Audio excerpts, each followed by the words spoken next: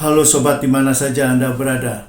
Kali ini saya akan berbicara tentang bahaya di balik minyak murah Rusia. Beberapa waktu yang lalu Menparekraf Sandiaga Uno mengungkapkan bahwa pemerintah Indonesia ditawari minyak dengan harga sangat murah karena diskon sebesar 30% dari harga di pasar internasional. Menurut Sandi, tawaran itu tampaknya akan diterima oleh Presiden.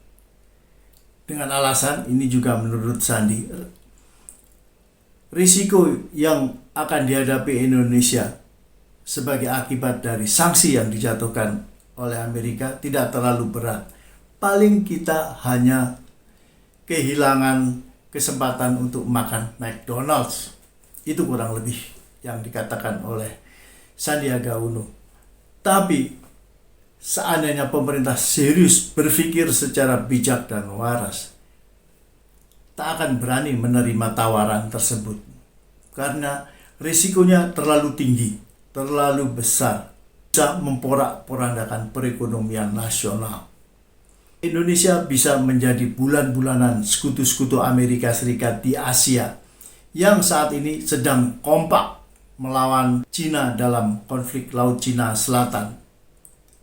Mereka tak akan segan melakukan tekanan-tekanan keras di bidang ekonomi, diplomatik, bahkan militer untuk mencegah rencana pembelian minyak dari Rusia oleh Indonesia.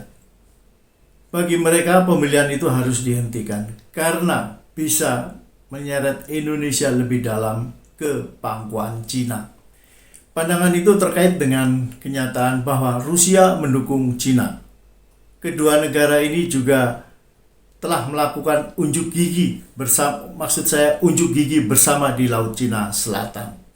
Pada Mei lalu misalnya, di tengah pertemuan para pemimpin Quad Group di Tokyo, 4 unit pesawat pengebom, 2 milik Cina dan sisanya milik Rusia, terbang dekat wilayah Jepang. Quad adalah singkatan dari The Quadrilateral Security Dialogue atau QSD yang terdiri dari Australia, India, Jepang, dan Amerika Serikat.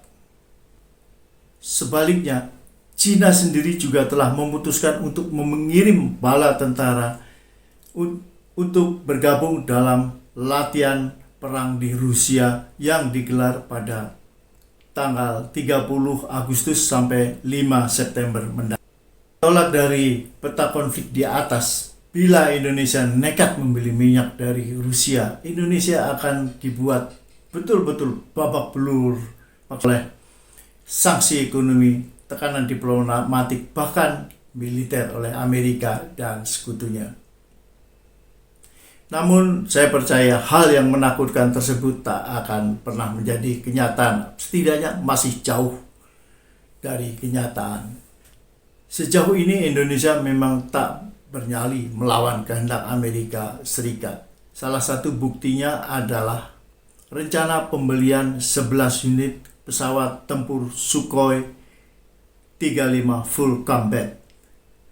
Rencana pembelian ini dicanangkan pada tahun 2018 dan sampai sekarang tampaknya sengaja dibuat terkatung-katung karena tekanan Amerika Serikat agar Indonesia tidak melakukan kerjasama militer dengan Rusia dalam bentuk apapun.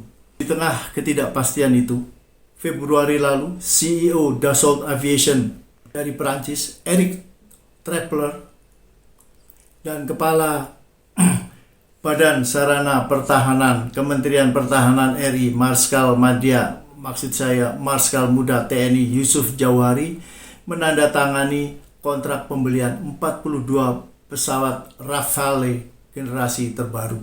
Penandatanganan dilakukan di Jakarta, disaksikan oleh Menteri Pertahanan Prabowo Subianto dan Menteri Angkatan Bersenjata Prancis Florence Parly. Nah, sekarang tinggal kita lihat apa yang akan dilakukan oleh Cina dan Rusia terhadap Indonesia. Tentu saja apabila Indonesia benar-benar berpihak kepada Amerika Serikat dan sekutunya. Yang pasti, Mereka juga sadar bahwa risiko yang dihadapi sangat berat bila berkonfrontasi dengan kekuatan Amerika Serikat dan sekutunya. Maka yang akan terjadi adalah mereka akan melakukan manuver-manuver diplomatik untuk terus menekan Indonesia agar tidak masuk blok Amerika Serikat, setidaknya menjadi netral. Oke sobat, kita masih akan jumpa lagi dalam episode berikutnya.